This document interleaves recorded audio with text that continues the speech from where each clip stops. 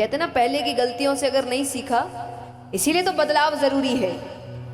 जो होता आया वही होता रहेगा तो बदलाव आएगा कहाँ से? अगर एक ही चीज होती रहती तो भगवान 24 अवतार क्यों लेते? एक ही अवतार में सब कर लेते। क्योंकि समय बदलता है, समय अनुसार व्यक्ति को बदलना पड़ता है, तरीके बदलने पड़ते हैं, काम बदलने पड़ते हैं अगर आपको बदलाव लाना है तो। नियम हमें बांधने के लिए नहीं बनाए गए हैं, नियम बदलाव लाने के लिए बनाए गए हैं, समाज को और अच्छा करने के लिए बनाए गए हैं। और जब नियम आपको बांधने लग जाए, आपके कार्य को होने से बंद करने लग जाए, तब वो नियम अच्छे नहीं हैं और उनको बदलने की अब जरूरत है। इसीलिए भगवान ने अलग अलग अवतार लिए। जब एक अवतार सही चल रहा था तब तक ठीक है, जब उनको लगा अब इस अवतार के नियम बदलने की जरूरत है, तब भगवान ने दूसरे अवतार लिए। मर्यादा पुरुषोत्तम का अवतार लिया। कृष्ण अवतार लेने की क्या जरूरत थी? क्योंकि तब तक लोग ऐसे थे कि मर्यादित रूप में भी व्यक्ति काम कर सकता था, पर जब व्यक्ति ज्यादा ही दुष्ट होने लगे तब श्री कृष्ण जैसे को आना पड़ा कि अब इनको मर्यादा समझ में नहीं आ रही, अब इनको इन्हीं की भाषा में समझाना पड़ेगा। तो यानी नियम आपको बांधने के लिए नहीं होते, आपको और खुला छोड़ने के लिए होते हैं कि आप अच्छे से अच्छे काम करें, बदलाव लाएं।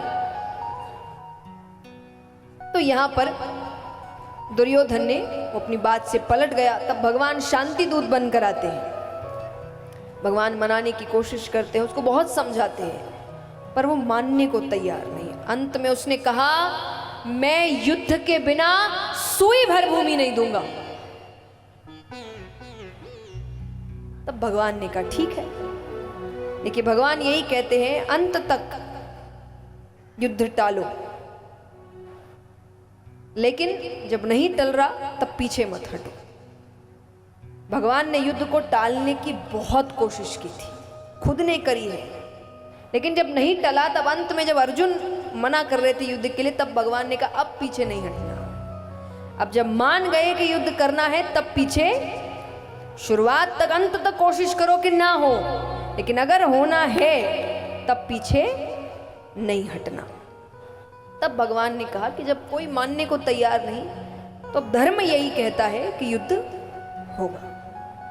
युद्ध होता है, हम सभी जानते हैं पांडवों की जीत हुई और कौरवों की, धर्म की जीत हुई और अधर्म की। अब भगवान यहां सबसे मिलकर जा रहे हैं तो गांधारी माता से भी मिलते हैं। गांधारी माता कौन है? कौरवों की माता। दुखी है, बहुत उदास भी है, क्रोधित भी है।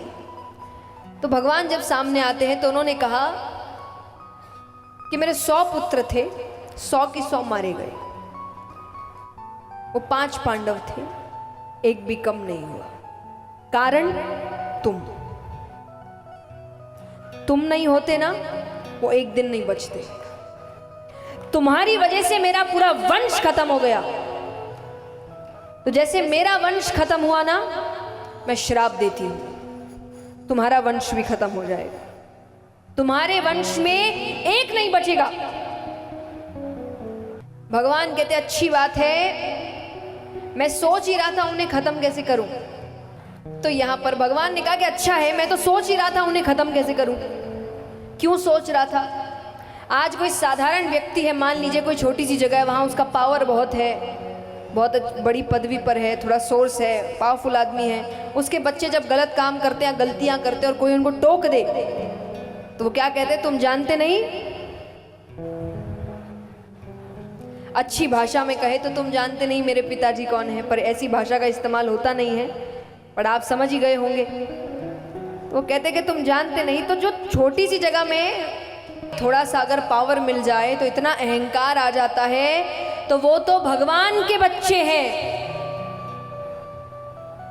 अब भगवान एक ही है, बाकी सब इंसान है और इंसान अपने रंग दिखाता है, ये पक्की बात है। तो भगवान कहते मैं ऐसा कोई काम करना ही नहीं चाहता कि मेरे जाने के बाद ये कोई कहे कि मेरे वंशज है, मेरा परिवार है, मैं खत्म तो मेरे साथ सब खत्म। तो भगवान कहते मैं सोच ही रहा था, आपने मेरा काम आसान कर दिया। अब भगवान यहाँ चले जाते हैं, वो श्राप अपना असर दिखाता है। अब यहाँ पर पुत्र पौत्र इत्यादि खेल रहे हैं, कुछ संत बैठे हैं, उन्होंने सोचा थोड़ा हंसी मजाक किया जाए। एक व्यक्ति को स्त्री का वेश दिया गया, उसके पेट के आगे कपड़े लगाए गए, गर्भवती स्त्री। अब वो जाते हैं संतों के पास, आकर कह रहे ये मेरी पत्नी है, बताना इसके गर्भ में लड़का है कि लड़की। अब वो कहे कि हम अभी काम कर रहे हैं, आप जाइए, हम बाद में खेलेंगे, हम भी आपके साथ खेलेंगे, क्योंकि वो भी जानते ये कौन है। ऐसे संतों को बड़ी जल्दी गुस्सा आता है, पर इन पर गुस्सा आ नहीं सकता। इसी बात का तो डर था भगवान को कि कोई कुछ बोलेगा नहीं इनको। तो भगवान ने योग माया से कहा कि उनके मस्तक पर जाकर बैठो, उनको क्रोध आना चाहिए। ऋषियों को क्रोध आता है, क्रोध में आकर उन्होंने कहा जिस गर्भवती स्त्री का वेश बनाया है ना, उसी गर्भ की जगह एक लोहे का मूसल निकलेगा जो तुम्हारे पूरे वंश को खत्म करेगा। बच्चे डर गए, पेड़ के पीछे जाते हैं, कपड़े हटाते हैं, तो सच में जहां गर्भ की जगह कपड़े लगाए थे वहां एक लोहे का मूसल निकलता है। उग्रसेन जी के पास गए तो वो एक बड़े पत्थर पर उसको घिस रहे हैं। नदी के पास एक बड़ा सा पत्थर है, घिसते घिसते इतना सा टुकड़ा बच गया। अब उनको लग रहा है इतने से क्या हो जाएगा, उसको नदी में फेंक दिया, उसको एक मछली निगल जाती है। अब यहाँ पर भगवान का भी जाने का समय है, भगवान सबसे मिलकर जा रहे हैं। देव की माता वसुदेव जी, यशोदा मैया, नंद बाबा, उद्धव जी। देव की माता ने कहा अभी तक मैं तुम्हारे लिए जीवित थी, अब तुम नहीं तो मेरे 6 बच्चे वापस करो। जिनको कंस ने मारा था, भगवान 6 बच्चे वापस लेकर आते हैं। सबसे भगवान मिलके अब जाने लग रहे हैं। यहाँ पर पुत्र पौत्र इत्यादि के साथ क्या हुआ, सब मदिरापान करते हैं, अब एक दूसरे से लड़ रहे हैं। भगवान को तो सबको खत्म करना है, कारण बना के सब ने एक दूसरे को मारते मारते सबको खत्म कर दिया। बलदाऊ भैया भी उसमें बीच में आते हैं, सब खत्म। बचा कौन? श्री कृष्ण, उनको भी जाना है अब।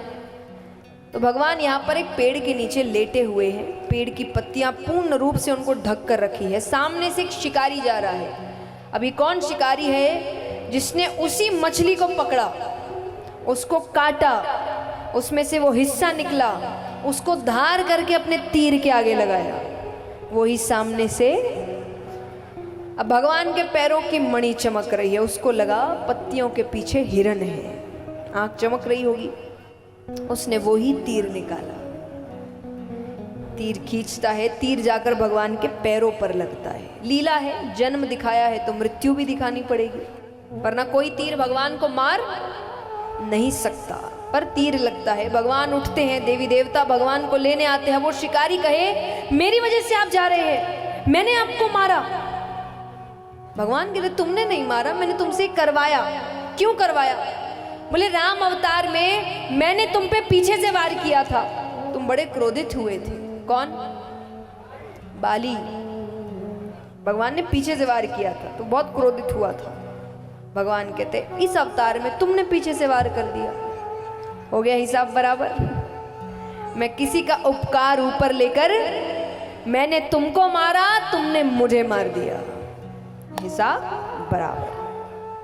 देवी देवता आते हैं और भगवान को अपने साथ लेकर चले जाते हैं। सुखदेव जी यहाँ कहते हैं कि कथा यहाँ संपन्न हुई, अब तुम बताओ तुम्हें क्या करना है। राजा परीक्षित कहे अब तो मुझे भगवान से जल्द मिलना है, क्योंकि सुखदेव जी ने उनसे ये भी कहा कि अगर तुम्हें डर लग रहा है मैं तुम्हें अमर कर सकता हूं, मैं तुम्हें अमर कर सकता हूं। राजा परीक्षित कहे कि मुझे अमर नहीं होना, तो राजा परीक्षित कहे कि नहीं, मुझे जल्द से जल्द भगवान के पास जाना है। अब वो बैठे हैं, उनसे कई ऋषिगण मिलने आ रहे हैं, क्योंकि 7वां दिन है, कभी भी कुछ भी हो सकता है। अब सभी ऋषिगण आ रहे हैं मिलने, उनको फल काट काट के दिए जा रहे हैं राजा परीक्षित। अब उसी में से एक फल में तक्षक छोटा सा रूप बनाकर बैठ जाता है। राजा परीक्षित के पास वो फल आता है, तक्षक अपना रूप बढ़ाता है। देखिए कथा यही है कि तक्षक ने डसा, मृत्यु हुई और आत्मा भगवान में लीन हो गई। पर कई बार आपको कथाओं की जो रहस्यमयी बातें हैं वो संतों से पता चलती है। तो कई संतों से, ऋषियों से सुना है कि राजा परीक्षित ने तक्षक को देखते ही प्रणाम किया और अपने नेत्र बंद कर लिए। उनके प्राण उसी वक्त चले गए। यानी भगवान ने इतनी कृपा करी कि तक्षक ने एक मरे हुए शरीर को डसा। भगवान ने जीवित शरीर को डसने तक नहीं दिया, तो एक मरे हुए शरीर को वो डसते हैं। पर जो भी यही कहा गया है कि तक्षक डसते हैं, मृत्यु होती है और राजा परीक्षित की आत्मा भगवान में लीन हो जाती है।